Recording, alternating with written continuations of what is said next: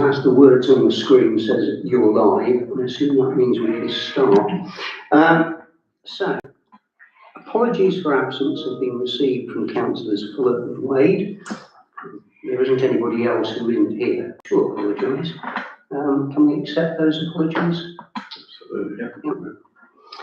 Yeah. There are no representations from interested parties. Indeed, there's a complete lack of interested parties. There's a nice looking coat there. So let's move on to declarations of interest. Anybody got any disclosable pecuniary interests? Or any other interests? I think one of the applications I can't find the agenda on New Street, the owner is known to be. Right. That's it. That's presumably 12 New Street, the listed building consent, which is the first one on our list. There is one relating to Bramston House as well. It would appear to be more employer. And bearing in mind the community governance review is on here, just as a matter of formality, I'll mention the fact that I also sit as a councillor on Clapham Parish Council. Anybody else? Minutes of the meeting which was held on the 23rd of last year, which already feels like an age away, have been circulated. Of those round the table, there was only Councillor Quartermain and myself who were present at that meeting, Councillor Wade being the other person. So Ian, I look at you and say, would you like to propose I'll propose in the circumstances, I'll second them. Presumably they're all happy with that. Right, that takes us on to the planning applications.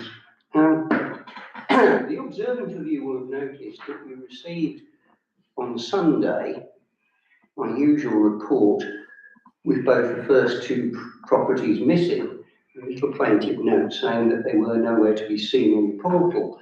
That was until Lisa kindly told me on Monday that there was another place I could look for them, which wasn't entirely obvious up to that point.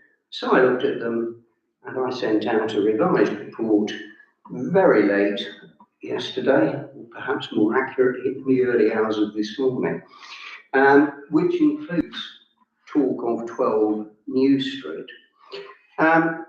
This application, as it says here, is part demolished boundary wall and rebuilt due to wall strike by delivery vehicle. I think it's a bit of an assumption, from what I could gather, that that's what caused the damage. But damage there is. And essentially, all they want to do is put things back to how they were as closely as they could. And so in the report I set out some details of the extent of this damage. It covers an area 1.6 metres wide, 3 metres high. It's cracked some mortar, lime. It's caused the need for some minor stones to be replaced. The lintel over the door or gateway has been dislodged and has to be rebuilt. That all has resulted in a degree of instability, so we do want to get it fixed.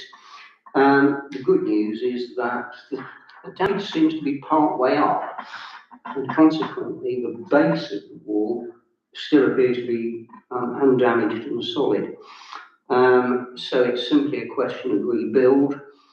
Boundary walls constructed from locally quarried limestone, and it's traditional coarse rubble style with lime mortar. Basically, they should be able to use existing stones, but where necessary, they will simply use stones to match the existing in colour, texture and size. If any new mortar is required, it even goes into details of the type of mortar to be used. Perhaps unsurprisingly, there were no public comments on the portal. NNC Archaeology basically said nothing for us to say. And Historic England said proposed methodology and materials are appropriate, no concerns with the proposal in relation to the listed building consent, before going on to point out that given the location of the property, the works might also require scheduled monument consent prior to the commencement of the works. That's because of the Anglo-Saxon burial area in the vicinity of the church and wider area, which was flagged up when we looked at an application a little while ago in respect of 14 North Street, which may or may not have significance, bearing in mind that the next application we're going to look at relates to 12 North Street. The issue of any scheduled monument consent is not one for us at this stage at all.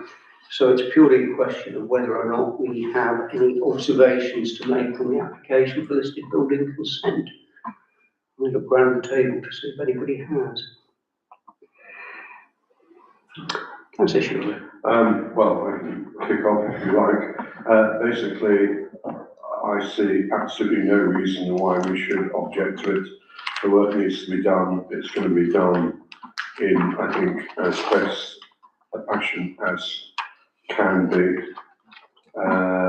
So I have no objection whatsoever. In fact, I would encourage them to get on with it. Yeah. Is that the view of us all? Your thoughts? Fine. No objection, and Godspeed, perhaps. I'm sure you can really put that on the planning application, but that's certainly the sentiment. Just realised I didn't actually sign the minutes. Right. 12 North Street. Having told me where to find it, I then realised that this was quite an exercise to look at. There's a catalogue of works that the owner wants to undertake. Internal alterations to accommodate a ground floor WC on the basis that there isn't currently one. A replacement like-for-like front door. Replacement of UPVC rainwater goods with heritage range metal ones. Rewiring and replumbing works. Installation of a party wall partition in the loft, and removal of screens to upper floors. So a whole raft of works. This property is Grade 2 star listed. It sits, broadly speaking, opposite St Peter's, and strangely, Historic England, once they said quite a lot about the application, didn't say anything about scheduled monument consent. Although certainly when they were making observations about an application recently for 14 North Street, they made reference to the proximity to the old Anglo-Saxon burial ground, etc. So, on my report, I've given a little bit of a description of the property. I suspect we're all familiar with it to a greater or lesser extent. And the plan, yeah, there is a location plan if anybody needs it. We've got the design and access statement up there, because actually a lot of what I say you can follow to a degree from there. Well, there's a photograph, and you can see from the aerial photograph the area coloured red, effectively where it is. And there it is. And very splendid it looks too. Note the front door. Come back to the front door. So, as I said, the owner wants to put in a ground floor WC because there isn't one.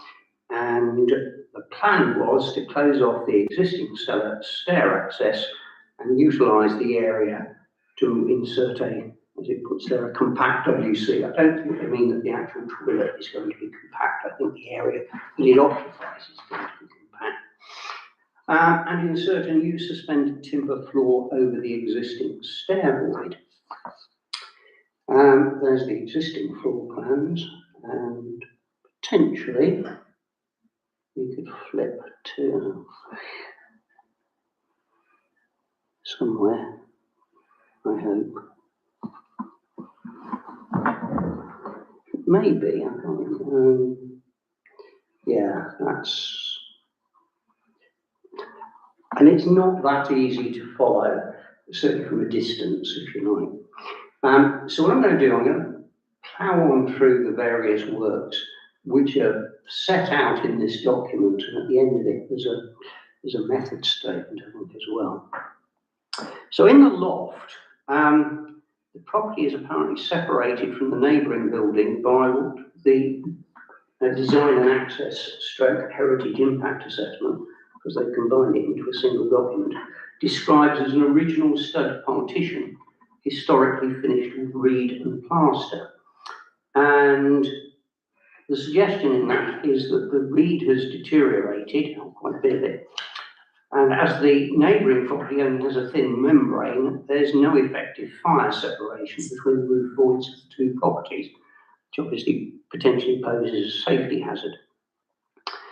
Proposed therefore to install what's described as a new fire resistant partition within the loft space, designed to meet current safety standards, which would also have the effect of preventing unauthorised access from one property to the other, which is also an observation that it makes.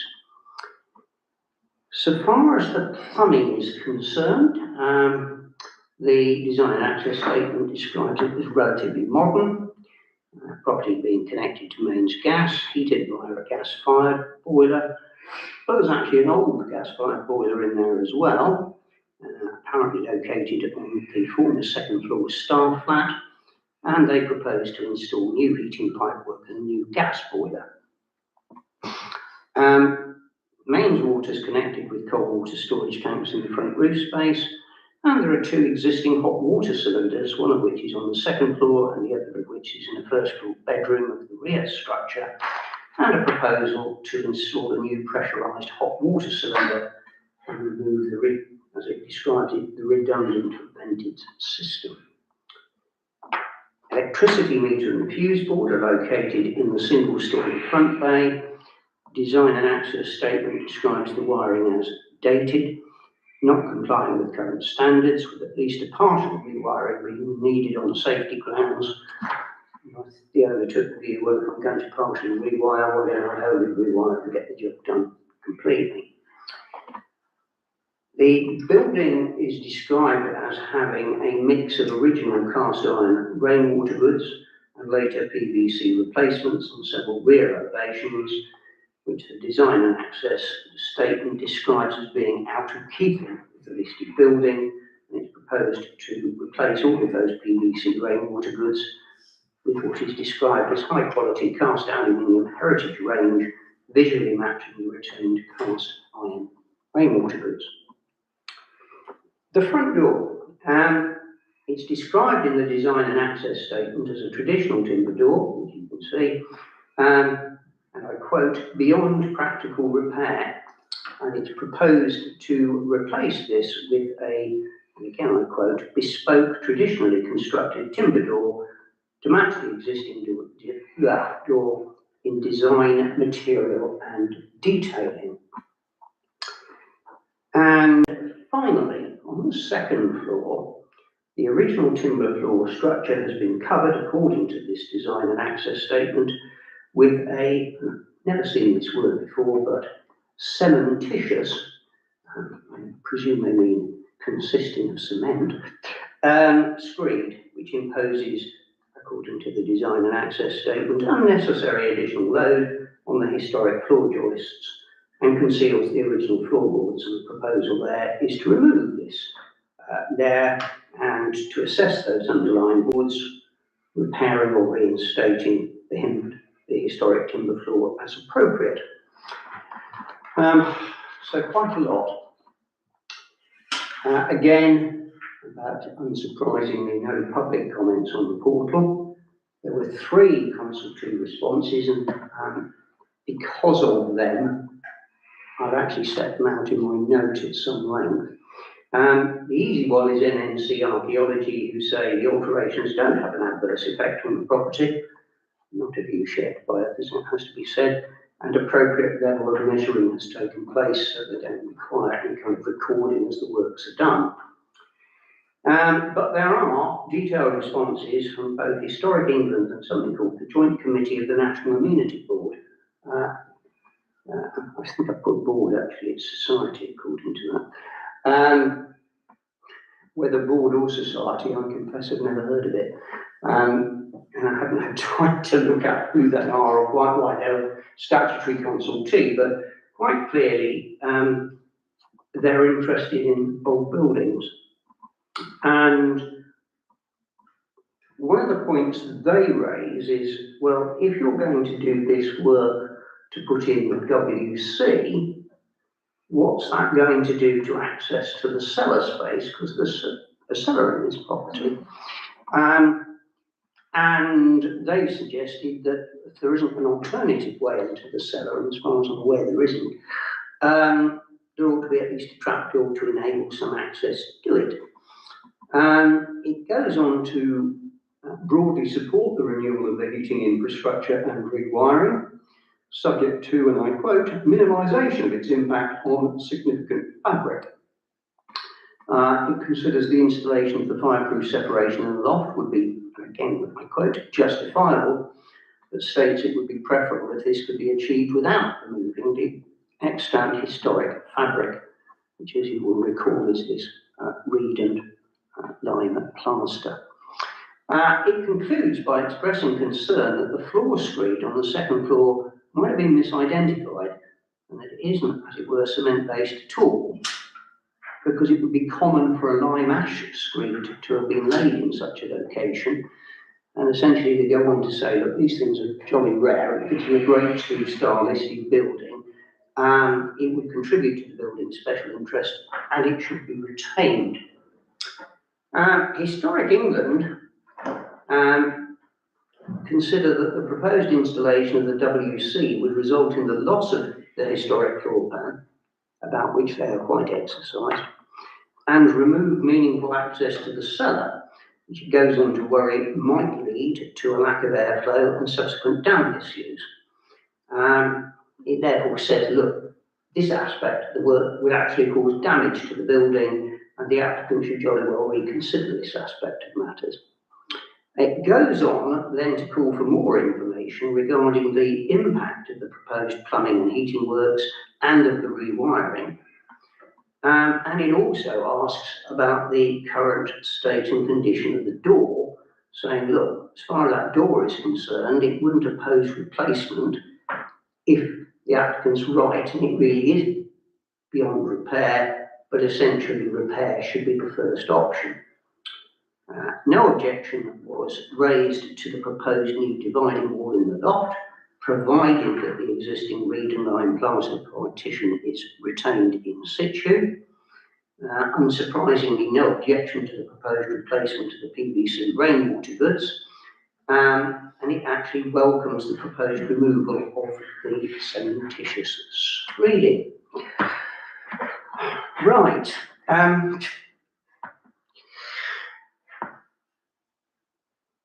Other respondents in terms of Historic England and the one they call, for ease of dealing with it tonight, the other lot, they've taken each bit in turn, and it might be just as easy in a sense to do so.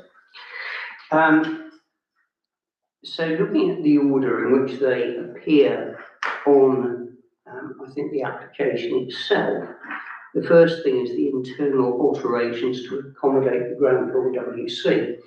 And you can see that both, as it were, statutory consultees are a mite exercised by that. And Historic England really doesn't want it to happen at all.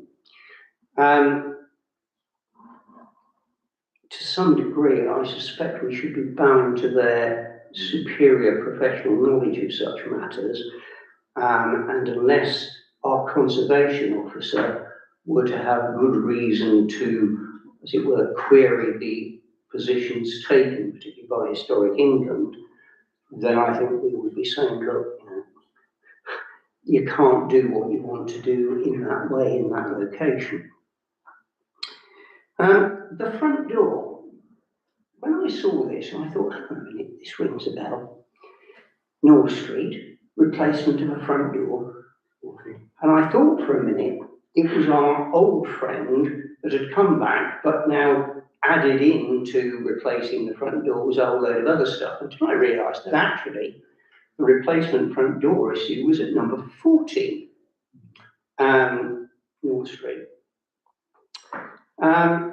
And you may remember that that's come back before us twice. The first time we said there wasn't enough information, and so did Historic England, and the second time Historic England said there ain't enough information, and we thought they're right, there isn't, and we took the same view again and said essentially not without more information. And here we are, astonishingly, with number 12, and it's exactly the same scenario. The door may or may not have value, but there seems to be no assessment of it, no indication of its age in the documentation, and not a lot of description of the being beyond repair, no specific expert evidence about that, no indication as to whether it could be repaired, but it just would be costly. And so, arguably, to be consistent with what we said in relation to number 14, we should be saying that on the basis of the information, we don't like that. Replacement of the rainwater goods, nobody seems exercised by that. I'll be rather surprised if anyone around the table is, but I'll hear from you in a minute. The rewiring and replumbing works, essentially, Historic England want more information. It seems to me that if they want more information, we should be saying more information needs to be provided so that Historic England can take a proper view, all of which suggests that this application needs rather to go back to the drawing board. The party wall partition to the loft, I don't think anybody would doubt that there ought to be one from a fire safety point of view. Historic England make the reasonable point that, frankly, the existing partition, bearing in mind its construction, should be left in situ. Rather surprisingly, the other lot say, well, yes, as it were, provided it's feasible. I think, arguably, we should go further, as do Historic England, and say, yeah, no problem at all with putting that in, but you've got to ensure that this original structure and original material remains, because keeping original materials in a Grade 2 star listed property should be done at all costs, unless there literally is no other way. So far as the removal of the screeds is concerned, we have two almost entirely opposite, what I'm going to call professional views. One saying, I'm not at all sure you're right about this, and they go into descriptions of the fact that one is much softer than the other, so it should be very easy to tell. My instinct when I sort of read it all and considered it was, we have a conservation officer. The conservation officer should go and look at it. If he thinks that it is an ancient form of, as it were, screeding that should be left alone, as suggested by this joint board or whatever they're called, then it should be left alone.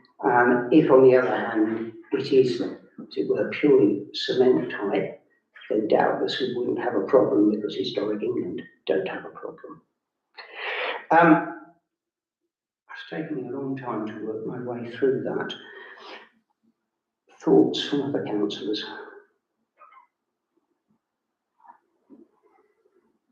I think in regard to the screen, I think you're right. I think it needs to be checked to make sure there isn't, because it would be a calamity if that was pulled up and it was of great importance. So for a quick check on that, I think that would be prudent. I tend to agree with Historic England in terms of the plumbing. Sealing off the cellar like that doesn't seem to be, it just doesn't seem to be practical, because you'd want to get in there in case something goes on, there needs to be air, there needs to be you know, air circulation and everything going on there, so I would definitely think that needs to go back to the drawing board. As far as everything else goes, I'm pretty impartial with it, really. I think I agree with Eric Raymond to do should be okay. But those are the two things that I would certainly query. And the front door, what needs to be replaced, period. If it's done, but if it isn't, then it's the same as number 14, isn't it? Yeah. Any, as it were, additional or contrary thoughts? Not so much additional, I mean, basically, I would respond by saying that we agree with the concerns that have already been pointed out by the expert commentators, particularly Historical England. In terms of the screening, I think Historic England actually know what it is, whereas the other ones are simply making an assumption, which is why there's an ambiguity there. The only other thing I would add, and I'm only doing this basing it on looking at Google Maps, I cannot believe, looking at it, and I don't know how old this picture is, that that door cannot be repaired. Yeah, I agree with everything I've heard. And I would support a wholesale, and we agree with most of what people have asked to be done. Councillor Clark, any? I'm sure, it's a building of historic interest, defer to the experts. Yeah, I wouldn't disagree. absolutely. And if the experts can't agree, I'm not sure we can Yeah. do anything later. Hopefully, Other than, as I say, perhaps invite the conservation officer to absolutely. form his own view and act accordingly. Yeah. Right. I think basically we're saying come back with some more detail and some revisions to all of this. Lisa, I'll try and draft you something because that's a bit of a difficult one. The next one, happily in some respects, is a lot simpler. Millview House, Barnwell Road. Those of us who used to go to the mill when it was operating as a restaurant, etc., may very well sort of recall seeing this property. And if we could find the location plan. Given it's not in Oundle, why are we actually bothering to discuss it? Well, we often are asked to comment on applications for things that are, as it were, close to the parish. You're right, it is outside the parish. We don't therefore have to comment. I just wondered if they had mislocated it because it's called Oundle Mill. Well, it wouldn't be the first time that something like that has happened, because it's no doubt described as Millview House, Barnwell Road, Oundle. Well, it describes it as existing parking provision. I'm not sure that is hugely easy to follow. Well, perhaps the first question then is, do councillors feel that we should comment? We have the ability to simply offer no comment. I rather suspect, actually, though, when you look at the application, if it had been in Oundle, I would rather anticipate councillors would probably have been saying no objection to the works, which essentially put up a garage with apparently appropriate materials with a pitched roof, to do some level altering, which is largely designed to avoid flooding issues, and make some changes to the actual substantive property, like fitting different types of air bricks and playing with doors, etc. And there is the garage, which doesn't look like it if you like, a hugely controversial garage, although you will note the outside stairway, etc. So first thought, do we comment, or do we go no comment? I'll look to Max first because you raised the point. No, Ian. If they want to have comments, then my comment is, I really don't see a problem with it. And how they were ever allowed to put the swimming pool there in the first place is another matter. Yeah, I suppose the only question is the high roof and the stairs on the outside an expectation it's going to become something more than a garage? And the next question is, does anybody mind if it does? well, I suppose if it was going to become something else, then it would probably require some form of further planning, so the opportunity to raise issues at that point would exist. In terms of public comments, there weren't any.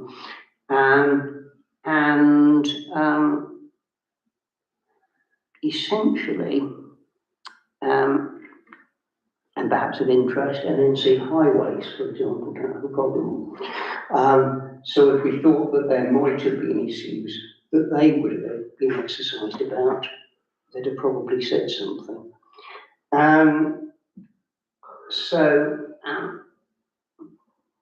First view seems to be a no objection. Anybody else? Any views? No objection. Well, let's move swiftly on. Our old friend, the old post office at number 5 New Street.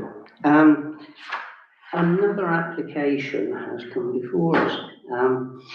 This, of course, is a listed building, and my first observation was, where's the application for listed building consent? Because it ain't on the portal.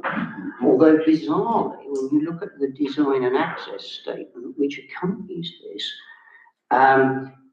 it incorporates a heritage impact assessment which refers to an application for listed building consent. So whether it's a question that NNC haven't pushed it anywhere, or whether it's as yet not submitted, I don't know.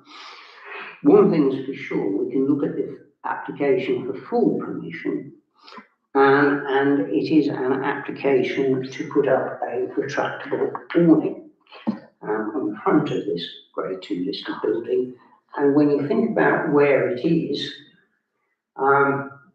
it might be thought that it might impact on not only that listed building, but also a very close by neighbouring listed building to it, Talbot. It's a big thing because it's 6.62 metres in width and 1.5 metres projection. If I can put it this way, made of appropriate stuff, so it's slim powder coated aluminium cassette with folding arms in a similar material, acrylic canvas fabric in what is described in the thing as a muted heritage colour. Fairings would be in stainless, fixings would be in stainless steel placed into mortar joints, as it puts it, where practicable. It suggests that if it's not, they'll put it straight into the actual limestone. And they describe the whole thing as being fully reversible.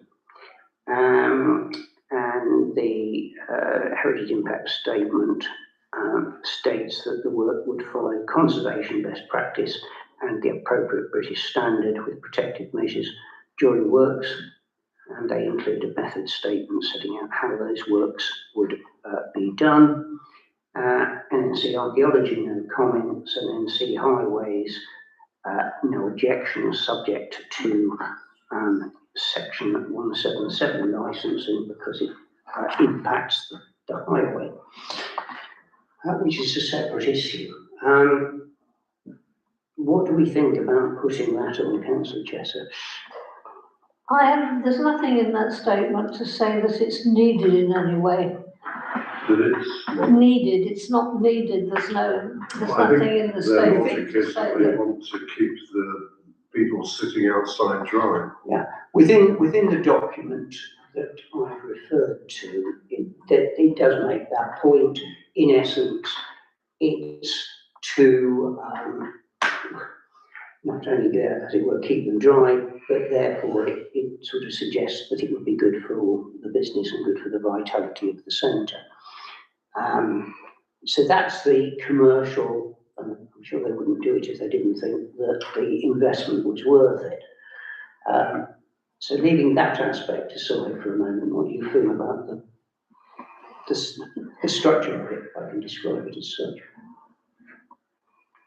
Well, I would be very unhappy for it to be placed there. I just don't see that it would add anything to the street scene. Right, Councillor Shearer. This isn't the first time we've seen this. There was, certainly at one meeting before, an application from the old post office for an awning. I don't know quite exactly how this differs. When we looked at the previous application, my memory tells me that there were two concerns. One was that they had it in such a way that it kind of, I'm not quite sure what the word is, but kind of interfered with the kind of design of the external, part of the building, particularly the bit that's a bit more ornate over the actual door to the old post office. Which I think is referred to in this. Yeah. And I don't know, it's not quite clear to me how that has been modified. But the other concern is, and to a certain extent, there's not possibly a reason to object to it, but I do slightly worry that what we're getting around that area, we've had in the last year to 18 months, a number of applications for external seating, so that we now have it at the Lemon Tree, we now have it at Beans, we've now got it at the old post office, and obviously I think there's some stuff further down the road as well. And if they all had awnings, then it is going to, I think, change the feel of the place. Yeah, I think what bothers me is if you look at the awning, so the most ornate, to my mind, and I'm not a conservation specialist or an architect, but this is the most interesting bit of the post office, architecturally, from a design point of view. And now, if you're standing across the road at Hunt and Coombs, you won't see it. That's what I don't like.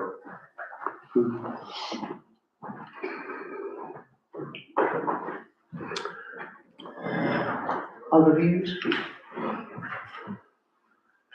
I'm slightly concerned, although I can understand why they want to do it. I'm slightly concerned that it is reversible. I'm not sure how you can put an awning up there on that type of limestone and be reversible, especially to Max's point over that particular piece of architecture there, which is, it is the drawing uses the word, the crux of the whole building in many ways. Yeah. I agree. I'm surprised, looking at this photo there, the building next door has an awning. Yeah, they do. It's not always out. No, but this would be out a lot, and I think it would break up the line across the top of sort of a jewel in the crown, if you want that view. So it's the wrong building for it. Yeah. I mean, I think we all probably share Max's concerns about it, and I'm pretty sure from memory that area that you describe, I'm sure is mentioned in the listing, but I could double check that tonight. But I think we'll object. Can I just, before we do that, can I just raise a point which is been raised to me, is the way that shop and the old post office is positioned, they get a lot of sunlight. So I'm just wondering if they're going to actually want to shade that sunlight from going into the building as well. because it could be driving people from actually sitting in that front area of the restaurant. That could be one of the perspectives, you know. And to be honest, we're trying to be pro-business as well in town, but this is I'm not sure where to draw the line, but I can see why they may be doing it. Maybe not just because of keeping everybody dry, but it could be offering shade within the first couple of feet within the restaurant itself. I don't believe it mentions that, but that doesn't necessarily mean that it isn't part of the thinking. Right. I kind of take your point. As you say, at the end of the day, it's a bit of a balancing exercise. Yeah, It's not keeping anybody dry. no, it's not keeping anybody dry. So, I think it's a valid point, but there is another building in town they could move to. They wanted to protect it, but it's the fact that that building in that location next to the toll road is sort of a signature. You also, you could argue that, Review of the town. It is. you could argue that that actually enhances the building. Yeah, probably. We're talking about a building opposite to The old Chinese restaurant, Italian restaurant, whatever. yes, well, it's sad that it's as it is at the moment. I live in hope that something will happen to it, and it may be that as part of that, certain external changes might take place, which I suspect we might all view as for the better, but that's not actually the issue before us at the minute. Right, I think I can, as it were, sense the various concerns around it. Lisa, again, I'll pop something to you on that. You'll be pleased to hear that. I won't say it's entirely all plain sailing now, but rather astonishingly, the next 8 applications for trees.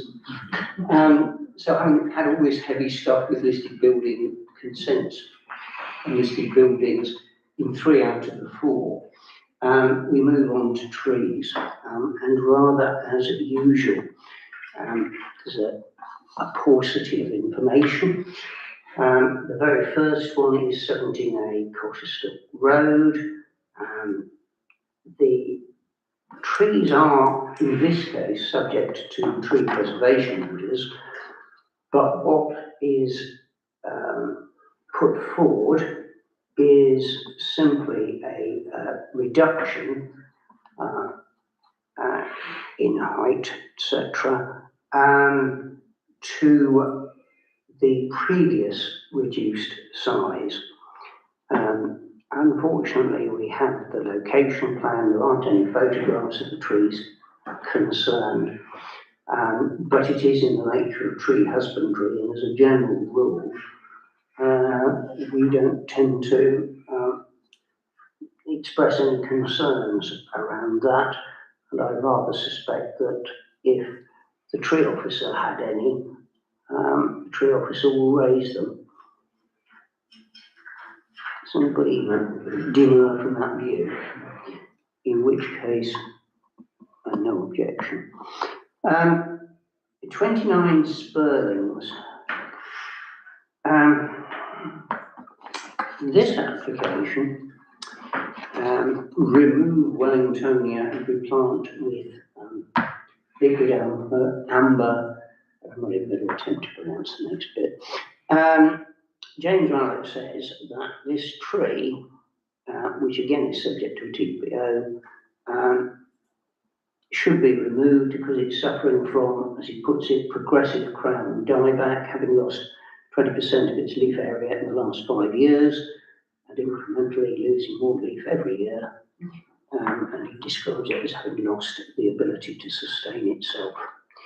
He says deadwood would present a risk of injury or damage from falling branches, and that a replacement tree would be planted further from the property. There's a location plan, but no, and there's a method statement which actually includes 2 photographs of the tree in question, which is part of that agricultural report. Which,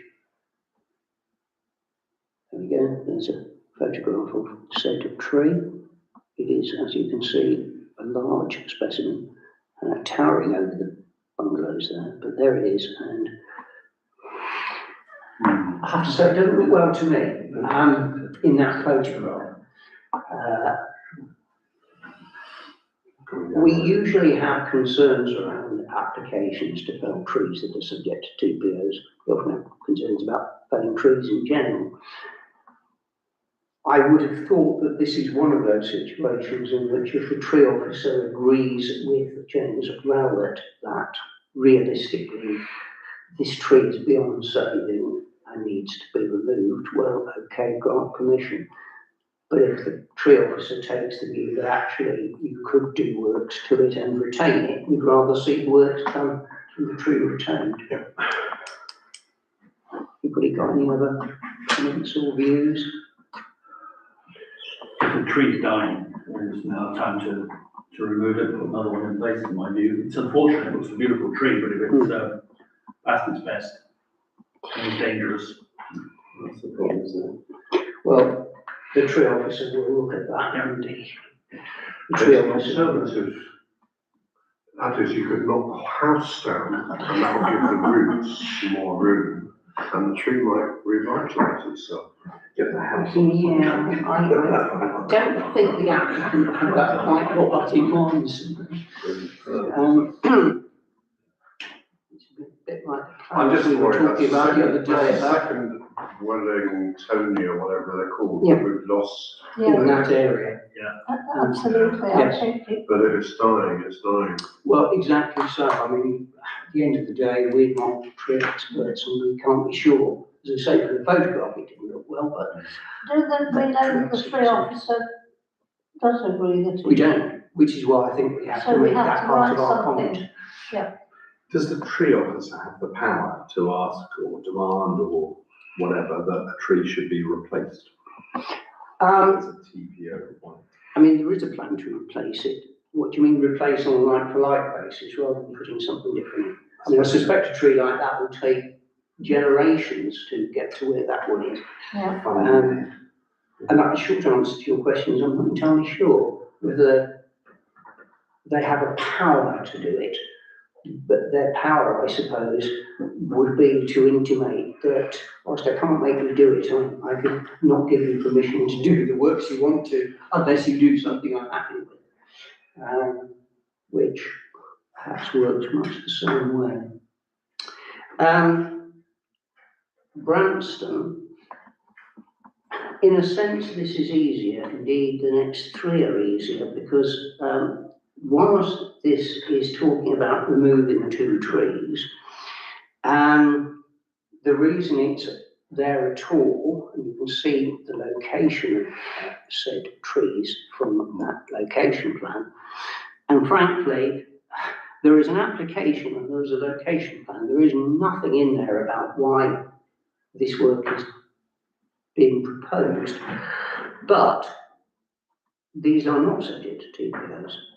It is merely, as it were, trees in a conservation area, and therefore the only, as it were, possible power is to turn around and say these trees should in fact be subject to TPOs. I certainly don't know enough to say whether they should or shouldn't be. Of course, the tree officer would have a view. Can I just have a comment? I need to go back and check my memory on the last meeting's minutes, but wasn't there another application for Branston House for further trees to be taken out a bit further down from that location? Well, if it was the last meeting, let me have a quick look at the minutes, Sure, because I last can't meeting, the remember. meeting before. It must have been, no, you're right.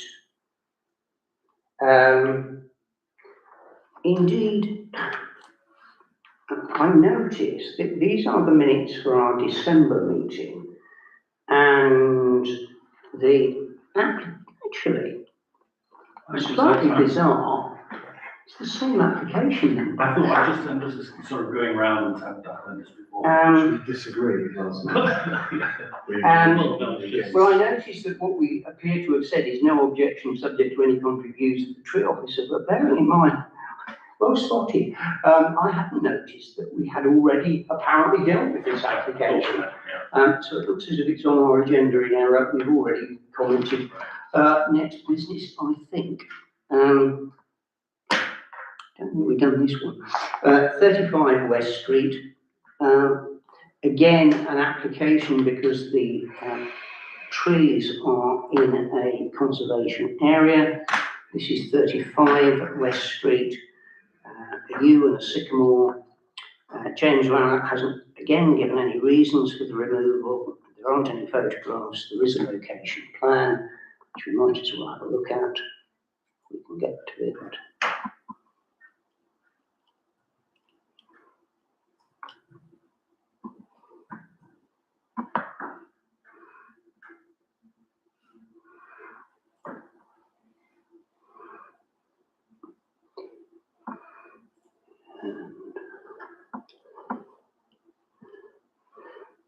There we are. So, two trees, two arrows indicating where they are. One looks almost on a boundary, the other one looks pretty close to it, and actually pretty close to a building, and it may be that that's the reason for the application, although as I say, there's no guidance about it. But it is a tree in a conservation area, same comments applies to what I was trying to say to the last one until Councillor Courtmain pointed out that somehow it was very much a deja vu experience. So, any comments to make? They are very close to the wall and the properties. I think it's relatively good maintenance, realistically. If you don't look after the trees. Sooner or later, it's going to be a problem. Yeah. No objection? No. And on to Limehouse, number 4 East Road, which is another sycamore to go, this time, however, with a replacement. And this time we get a little bit of detail in the application because the agent describes the tree as, I quote, diseased and having come to the end of its useful life. Says, look, we removed deadwood last summer, but the tree's looking, and again I quote, very distressed. And the suggestion in the application that the tree might pose a risk to cars parked at a neighbouring property. There's an aerial photograph. It's not the easiest, as it were, to see because when you take an aerial photograph out like that, it all gets slightly blurry. But you can see it.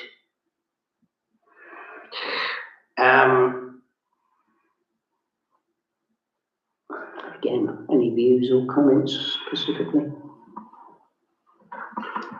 The same as always. That area is pretty densely wooded anyway. My memory serves me right. So. Looks like a no objection to that one as well. 15 Mill Road. There was a time when we kept seeing applications for 15 Mill Road because it was in the process of being redeveloped.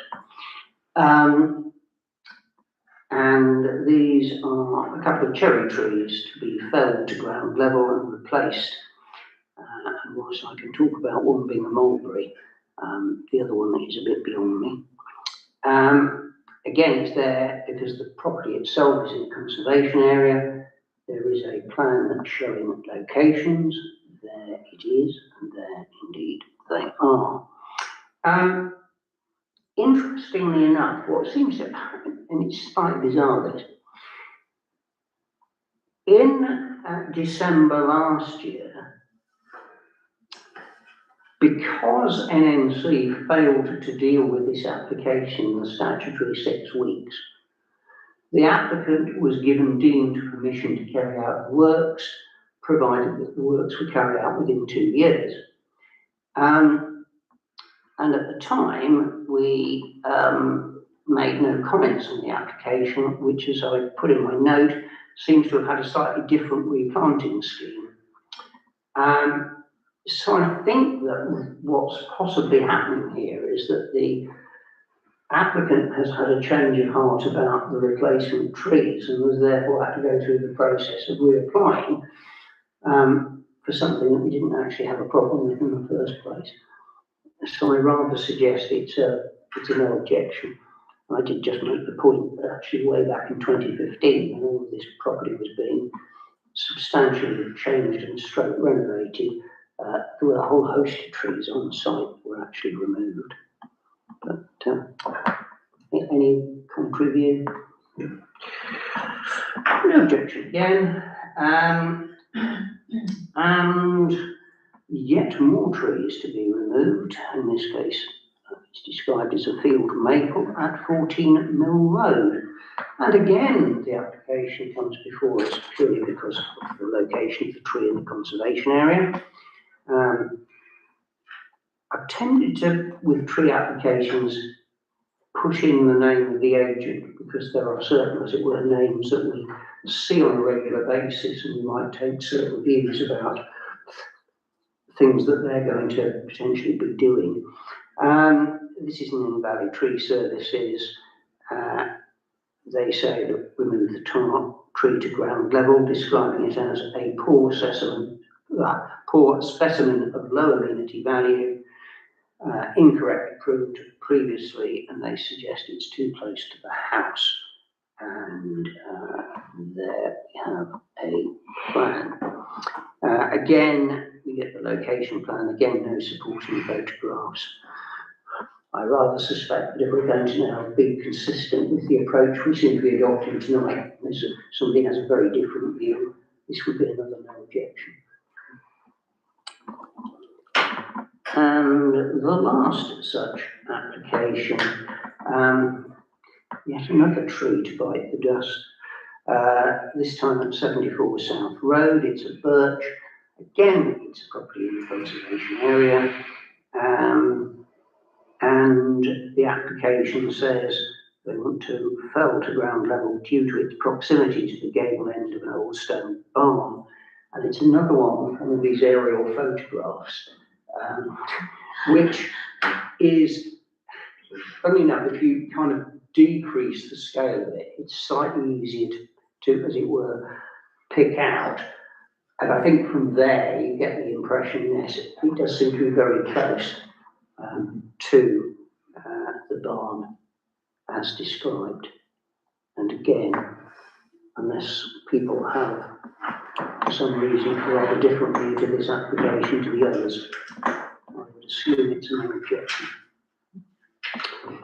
That has got us through all 12 of the applications that were on our agenda for tonight. There are no planning outcomes to report, strangely, and no planning appeals either.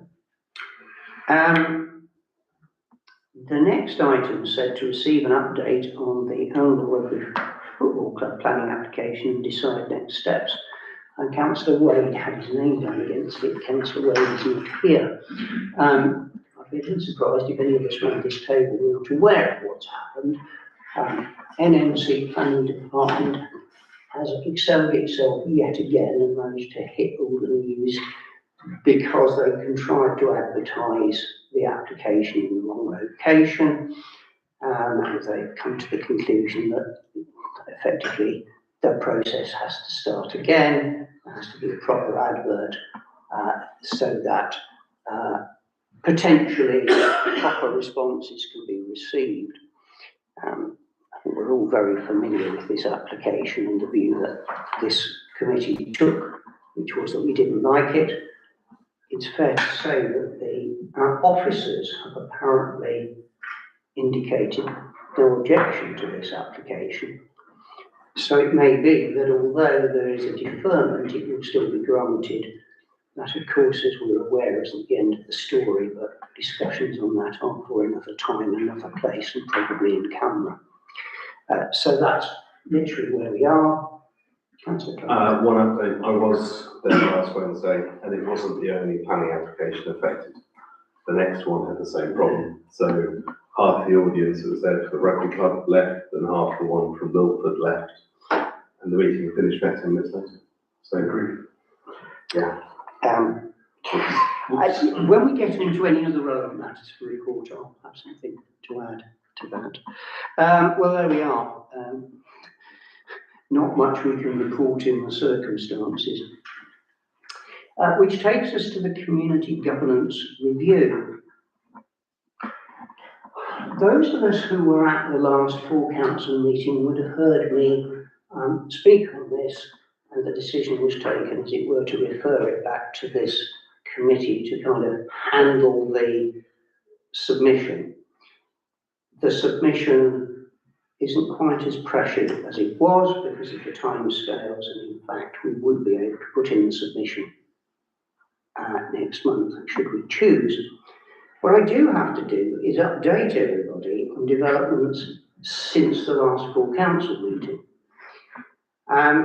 Because at the full council meeting I reported on the Blackthorn Parish Council meeting that had taken place in December after our full council meeting, because it meets the day after our full council meeting.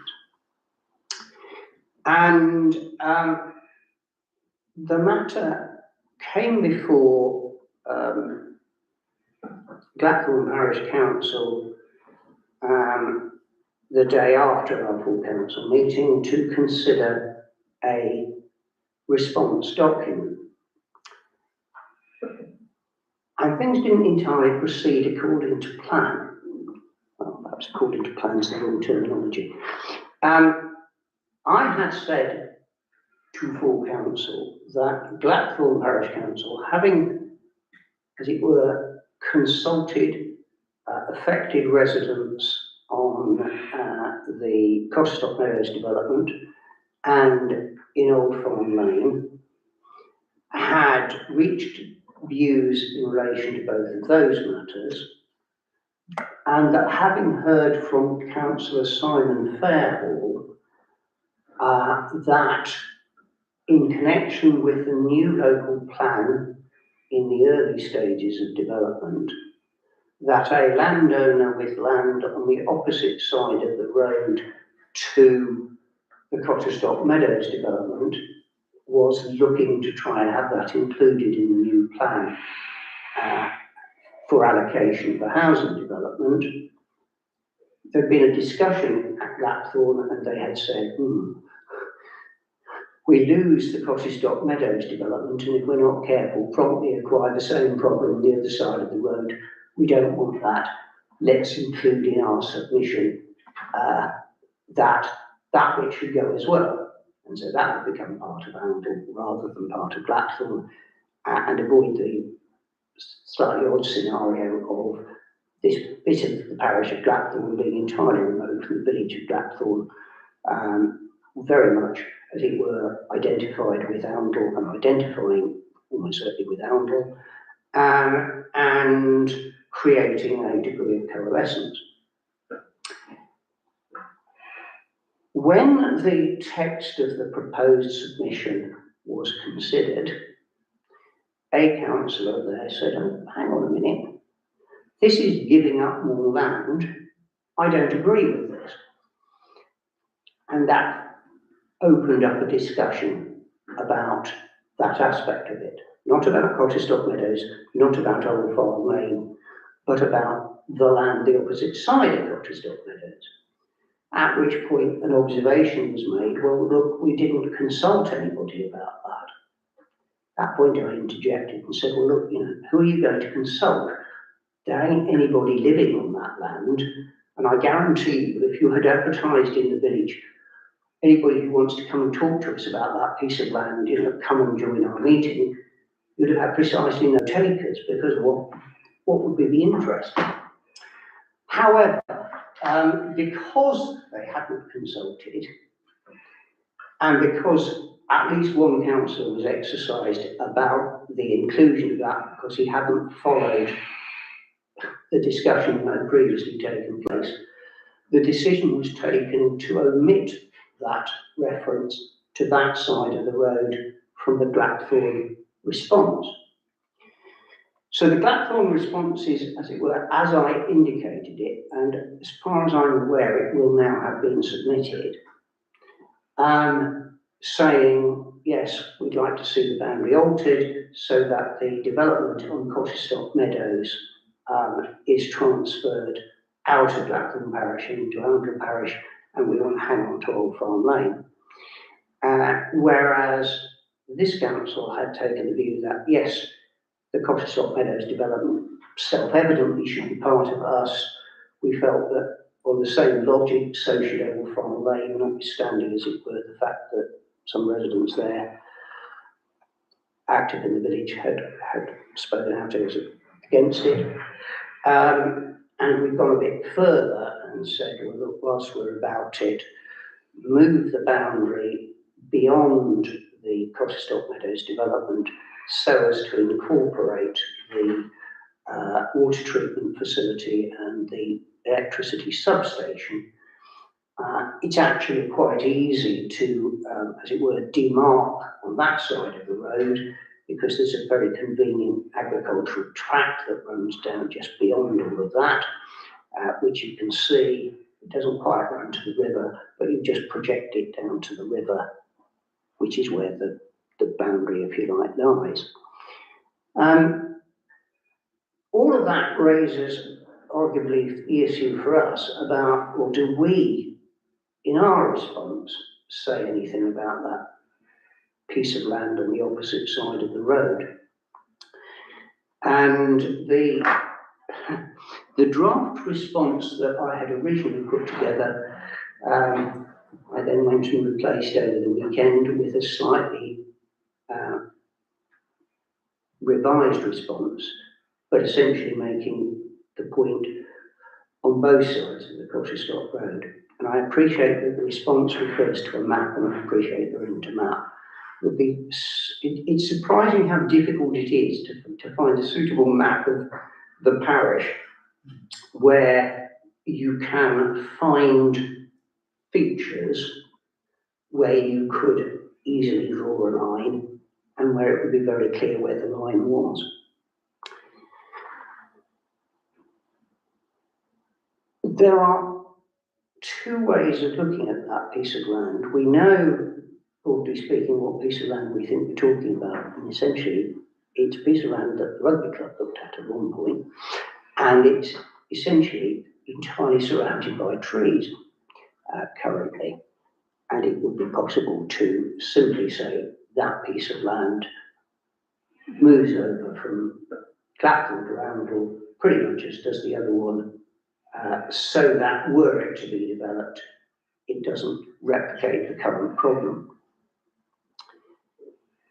You could make out a case, and now you have to try and visualise this if you can. Imagine you are driving out of Arundel towards Cottesstock, and as you do so, on your right, you pass Cottesstock Meadows, you pass the field beyond it, you then pass the water treatment facility and the substation, and there's the little track that runs down beside it.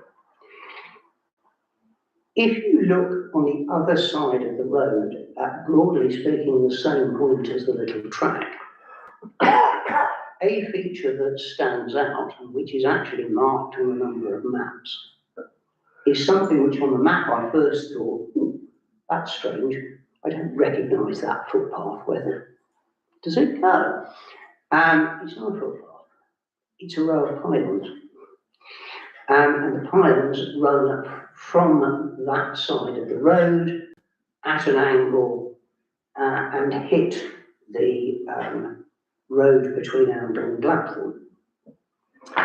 And you could use that as a potential dividing line, so not limiting oneself to that specific, if you like, field. It might be said that the, and I'll put the word in quotes, risk of doing that is that it might therefore encourage more people to try and seek permission to residentially develop that bit of land, which, if you like, would run, again, if you envisage driving now towards Gladthorne, you go past the footpath entrance to the primary school, and on the corner on the right-hand side is a bungalow which always has a big flag flying. That's the Bancroft Turners property. And then the road goes through about a 90-degree left-hand bend, and you go along with a very little direction, and then it goes through a practically 90-degree right-hand bend, and your Old Farm Lane is off on the left. And therefore, this land, if you followed the line of the pylons, would take, as it were, you behind and beyond the Bancroft Turners, which essentially is about the last property in Aldor on that side of the road. So there is this revised draft, which seeks to deal with this issue of the land on the other side of Hotterstock Road. And the question, I suppose, for this committee, first of all, is, are we as a committee happy with that revised response? There being time to put that revised response, and by then I very much hope a plan, before full council in February, and still have time to submit the thing. Or do we have any concerns about going, as it were, beyond dealing with the Hotterstock Meadows development and land on that side of the road? And do we want to say nothing about land on the other side of the road, when we know that there is a possibility that in the next plan to 2041, because that's the timescale for the new local plan, that land could be allocated for housing, and if built, and if the boundaries remain as they are, it will be in Gladthorne. There's the issue. Any thoughts? I suppose the track you were talking about runs along that, doesn't it? That's the metal gate over the end.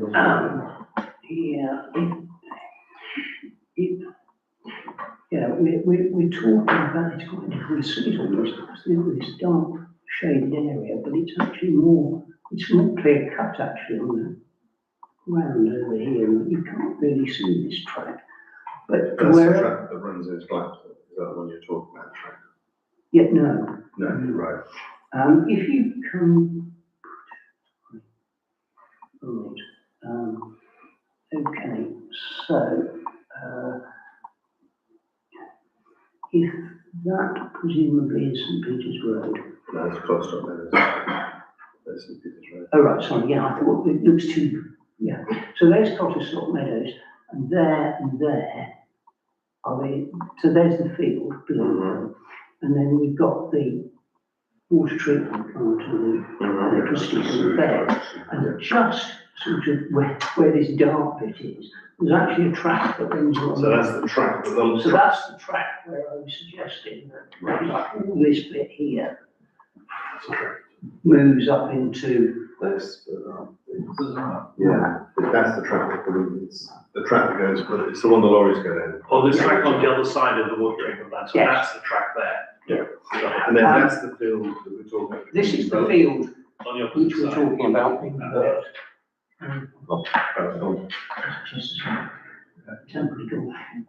Yeah, so that field there is the one which we believe somebody is hoping to get allocated for We don't know that yet. We do. Depends on what you mean by officially. Bearing in mind that Councillor Fairhall sits on the group that is doing the work on this, if he tells me that it's being proposed, I have absolutely no reason to doubt it. Yeah. And bearing in mind everything else, I think it could be. And your pylons are that line there, which of course, there's the track. Mhm. It's almost exactly opposite it. Is that Runs neatly down to there. And then you could move, the boundary would then, as it were, come back down. And then over here, you've got the Old Farm Lane bit. Look on the US map, there's the track and there's the pilot. But of course, this is quite a big chunk of land. It also means that this still ends up being in two parishes.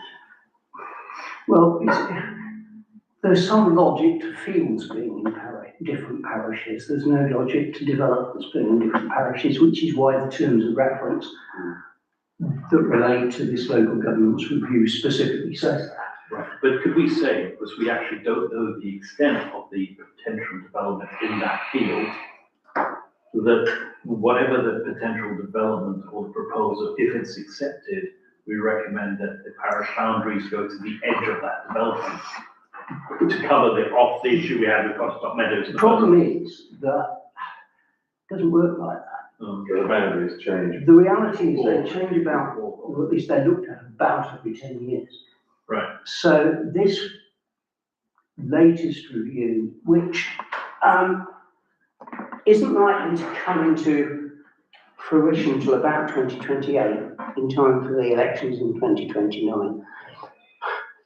I'm working on the assumption there will be elections in 2029, heaven only knows with the way things are going, but you know, in theory they're scheduled for this area for 2029. So if there are going to be changes, Ian, if you could show Val what we've been looking at. Val, look over Ian's shoulder, he'll show you what we're talking about. Pumping station. Right. Cause something there's new entrance, the one on our side, Yeah. track going down there, that's the original suggestion, sort of a line across there. Right, yeah, David's other suggestion is there's a line of piles here, right. which would go in a diagonal there. That's a good question. Where's about, well, how far along does it go all the way to the road? Blackthorn Road. To Blackthorn Road, that's what we're suggesting the boundary. If you followed the pylon argument, Right, you'd yeah. follow it all the way down to the Blackthorn Road. Yeah, okay, And then if you like, yeah. Well, you presumably easy- incorporate the road into the boundary. So that's the Yeah. existing boundary then. Yeah, The near side of the road would then be Blackthorn Parish. Once you've incorporated Old Farm Lane into it, and you would stop the boundary at the edge of that development, essentially. Now, I don't think there's any huge trick to how you draw a line if we're going to do it on, I'm going to turn the left-hand side of Cotterstop Road, and I'm thinking of it from the point of view of driving out of town. The option seemed to me to be do nothing at all, to refer to the field for the reasons that are specifically put out in the revised version of the draft, or to go slightly beyond that and use the feature of the pylons, which is relatively easy to describe and equally has a degree of logic, and it has the degree of logic that it's almost on the opposite side of the road to the track, which I've suggested should also mark the boundary. and also if I'm a developer, I'm not going to put houses very close to a pylon site. Well, being realistic about it, the field between Cotterstop Meadows and the water treatment plant, I find it difficult to believe it would be developable because of the proximity of the water treatment plant, so long as that's there. You're probably right in terms of you wouldn't want these pylons probably even at the edge of your development, so you'd be falling short of that. I think that what I'll term the wider area, I think some of that is in one ownership. The field which we looked at is in a different ownership. I don't particularly want to talk about who I believe to be the owners in the meeting. Including something is in the nature of being preemptive but it is an opportunity to do that, because our next opportunity might not come for many, many years, by which point it is perfectly possible that there would have been further development on the opposite side of the road in all the circumstances. So I'm just sort of I think wondering what the feeling is. I think we could, because if we've been told, and then it's up to really NMC planning to thrash out that we believe that there's something going in there, it's prudent that is part of that. That's my view of the way I'm looking at You it. can probably gather it's also my personal view. Yeah. In what, therefore, just the field that we're aware of, or if you like, some wider area where they're defined by the I'd like to say just the fields that we're aware of, because if we start going to defined area, then there could be questions, why are you doing that defined area? Yeah. So I think we I also think the risk of going to the pylons is that you might be inviting ultimately more development in that area. Does anybody else have a view?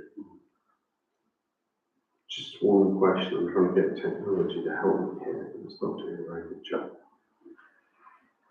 So you're saying go with the pylons or go with a straight line? go straight line. And with the field. Just use that field. Yeah, just use that field. Like Yeah, that. that's my information. Mhm. And the next question would be, the existing boundary cuts round there from Cropstock, Blackpool Road. Would it be logical, given the conversation we just had, to say that field as well? Or is that unnecessary? Well, it's interesting. The farmer pushing an access road, there is an entrance way. I suspect that it may not be there for what I would term purely agricultural reasons, but that's just a surmise on my part. That's the access road. Incorporating that into this parish would increase the likelihood of building, because of course then the owner could argue, well, it's not coalescence because it's part of Andrew, not part of Blackthorn.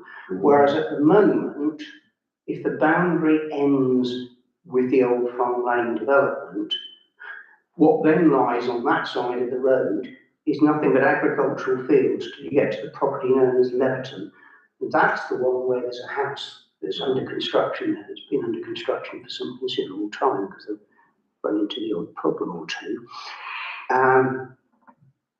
But that green area between the two, personally, I think may be better retained, and therefore that it's easier to draw the boundary on the development rather than beyond it. Yeah, that sounds fun. Okay, absent anything else, I'm going to suggest that we put this seesaw between us and full council, but I'll ask that it goes back on the full council agenda for the next meeting to look at that response. And what's the final deadline? I think it's the 12th of March. It certainly enables us to have it before the full council in February. I know that council's in effect said, well, you can put in your submission, and in reality it's not particularly different. I've added a few words in to explain the two things, but it's the same thing that full council's looked at. And if for any reason it became necessary, I think we have the authority to, as it were, put it in as it is anyway. So if we approve that and push comes to shove, Push comes to shove, it could go in my view, but ideally, I think, I'd just like to bring it back partially because I want to tell full council, I just explained to you that whilst I told them in good faith what I believe Blackthorn Parish Council had decided, it didn't work out entirely like that. no, I think When they went back on it in part at the next as long as we meeting. don't accidentally miss the deadline and then. Yeah. I'll double check the deadline, but I'm absolutely certain there's no problem with what I just suggested. Unless there's anything else on the community governance review, we'll bring that bit to an end. Enforcement issues, it says on our agenda, no updates. Lisa, has anything changed since Thursday when you put this together? Nope. Any other relevant matters for report? Councillor Quartermain? Councillor Clark? It's only a question. I know we've got concerns about the big sign in front of the Riverside. But because I don't drive down the A605 very much, there's two big signs at the end of, Oh, yeah, they're also allowed, aren't they? mm, But they're not planning. yeah, So should we have been concerned about those as well? okay. I don't know. Well, if we're going to be consistent, and if they are where they shouldn't be, then yes, I think having succeeded after a while in getting the one by the Riverside removed, which actually technically isn't in the parish anyway, if we've got some that are in our parish, then we ought to make the same thing. Yeah. So sure, No, Councillor Chesney. It's my fault because I should have asked for this to be on the agenda tonight, but I forgot all about it. Danny Moody at NALC is pressing our town council to respond to a survey about our attitudes to stroke experiences of the planning department at NNC. But I think that the, as it were, submission is due by the end of the month, which isn't very bright because I forgot to put it on the agenda to enable us to formally do something. But we have a long string of issues with the NNC planning department, perhaps highlighted in rather spectacular fashion last Wednesday with their mess up over our application, and as Councillor Clark has told us, the Lawford Park application to boot. And it doesn't take much to remember that we sought their help and advice in connection with a possible attempt to restart neighbourhood planning with no response whatsoever. We approached them and pointed out that the Oundle Conservation Area, which should be reviewed on a regular basis, hasn't been reviewed for a very long time indeed. I think the documentation is 2015, from memory. And we tried to raise that, and they failed to respond. And there have been other problems too. It's also fair to say that on occasions they surprise me, and things happen relatively soon after we've contacted them, and there have been some kind of notable successes in enforcement areas and such like. I don't even know if I'm going to have time, but if the deadline is Friday, which I think it is, and if I have time to put something together, would you all be happy for me to just ping it out on an email on the basis that I could ask Lisa to submit it as drafted, unless anybody comes up with, as it were, any requested changes or anything else. It may be that I can't even get it done, but it does seem a pity not to respond, bearing in mind that we have been moaning about them. It would be good to We've got an opportunity to do something about it, and I've half blown it by forgetting to deal with it. That is it, unless Lisa, you've got anything else? Right, well, with the clock on the wall saying about 30 seconds to 9 o'clock, I'm declaring the meeting closed. Thank you. David,